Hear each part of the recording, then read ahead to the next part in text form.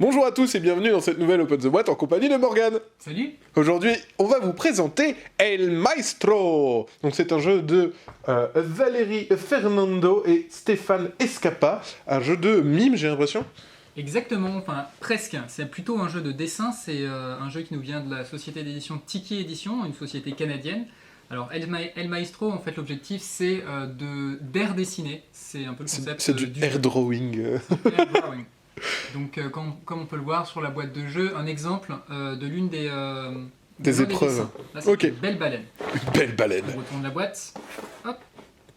Ah oui, c'est les fameux dos de boîte où ils expliquent un peu globalement, sommairement, la règle du jeu en 3 étapes. On observe, on dessine et on essaye de deviner. Exactement, la règle est très très simple. Ça se joue donc de 3 à 8 joueurs et il y aura un maestro qui devra dessiner dans les airs un dessin qu'on lui aura donné, je vais vous montrer ça tout de suite, tandis que les autres joueurs devront essayer de deviner Quel symbole il est en train de dessin. dessiner, quoi. Ok, ça marche. Alors, un petit livret de règles, Ah oui, ok. très simple. Oui, oui, c'est un feuillet, c'est une feuille même, c'est une feuille de règles. Exactement. C'est une feuille A4 de règles. Donc assez simple, j'imagine. Il y a même un QR code pour apprendre les règles en ligne, j'imagine. Exactement, ouais. Ok, ça marche. Et on a également, alors, Une autre règle? une autre petite règle, alors ça c'est plutôt un rappel.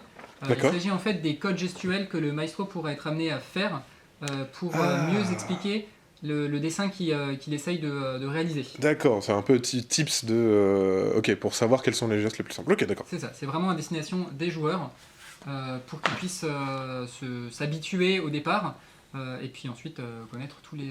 Ok. Oui, j'imagine Tous les qu'après ça, tu peux te l'approprier aussi et puis faire tes petites variantes. Hein. Soyons fous, après, allons au-delà des règles. Exactement. Ok, on a des paravents? C'est que On a des paravents, exactement. Pour chaque joueur aura son paravent puisque chaque joueur devra dessiner avec ses petits crayons. qui On sont voit inclus dans la boîte, il faut le dire. Et il n'y a pas toujours les crayons dans la boîte. Moi, j'aime bien quand il y a les crayons dans la boîte. Voilà. Et ce petit calepin, où vous voyez le calepin est divisé en deux parties, la partie de gauche et la partie de droite, puisqu'il y aura à chaque fois deux dessins à effectuer. D'accord, ok. On a donc ici les cartes, en fait, Gros format, ok. gros format que je vais ouvrir. Alors les cartes, il y a différentes difficultés pour les cartes. Ah, cool. Donc on peut jouer avec des plus jeunes ou entre adultes si on veut plus de challenge. Exactement, et au fur et à mesure qu'on prend de l'aisance dans le jeu, on peut un petit peu corser les choses. Ce qui est bien, c'est qu'au niveau des dessins, c'est vraiment des lignes simples. On n'a pas des trucs trop chargés où on saurait pas quoi faire deviner. Là, on part vraiment sur des dessins avec des lignes, quoi. Ok, oh, ils sont mignons comme tout. Un peu de néon, comme ça. J'aime bien. Voilà, on a beaucoup de cartes Ok, qui sont recto verso. d'accord. Et on voit ici le nombre d'étoiles et donc en fait le nombre de points que chaque carte représente. D'accord. J'imagine plus c'est difficile, plus ça rapporte de points, peut-être ou... Exactement. Ouais. Ok, ça marche. Alors en fait ça va se jouer, c'est très simple. Au début de chaque manche, on va choisir un maestro qui va devoir d'abord dessiner dans les airs la partie fuchsia, rose fuchsia. Ah, Et ok. ensuite, grâce à des codes gestuels, expliquer aux joueurs que par exemple le bonnet de ce garde londonien se trouve à droite de la carte et que ces petits pics se trouvent à gauche, qu'au-dessus de ces pics, il y a un petit carré.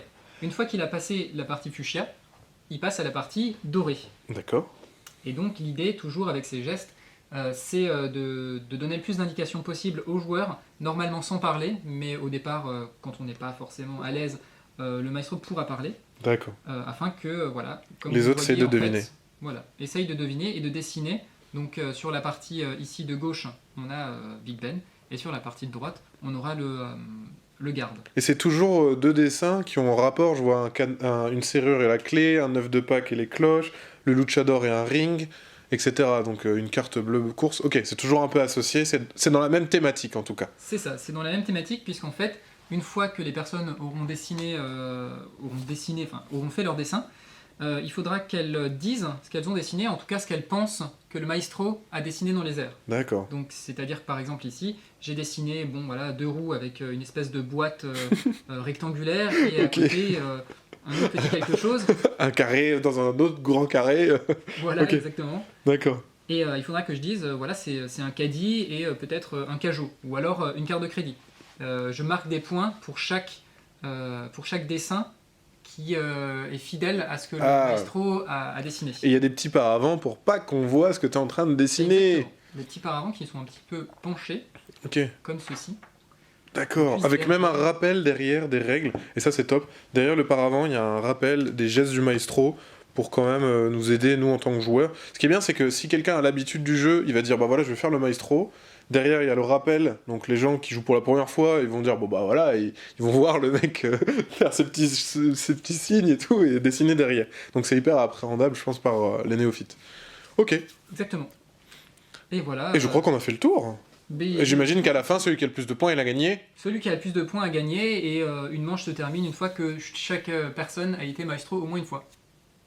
Super, comme ça tout le monde essaye au moins une fois. Et on a pas vu sur la règle du jeu, on se sert de la boîte Exactement. comme support, parce que je crois qu'au fond de la boîte, il y a encore un petit truc qu'on n'a pas vu. Exactement. C'est un petit truc en carton, et ça, j'ai été surpris de voir ça. C'est un petit support en carton qu'on va utiliser dans la boîte pour utiliser comme un chevet. Non, pas un chevet. Tu sais, les musiciens, ils ont... Un pupitre. Un pupitre, exactement, Exactement. Pourquoi un chevet? N'importe quoi. Un chevalet, je voulais dire, je pense. Mais c'est rien à voir quand même, c'est pas grave. Mais ouais, voilà. Donc on voit sur le dessin de la règle du jeu qui montre ça, qu'on a une petite construction à faire pour les plus doués de leurs mains et ceux qui achètent des meubles suédois. Voilà. Vous pouvez avoir ce magnifique... Exactement. Hop, et ça se met dans la boîte comme ça. donne quelque chose comme ceci. Yes. Trop bien. Et on met la carte dedans pour la faire deviner. Dessus. Comme ça, nous, on peut se lever et gesticuler devant les autres pour dire regarde, c'est comme ça, c'est comme ça. Voilà. Donc ça, je trouve que c'est une bonne idée. C'était à souligner. Je trouve ça super sympa. Très bien. Eh bien, je crois qu'on a tout dit sur cette magnifique boîte de El Maestro. Sur ce, comme d'habitude, on vous fait des gros bisous. On vous dit à la prochaine. Et puis ciao. Ciao.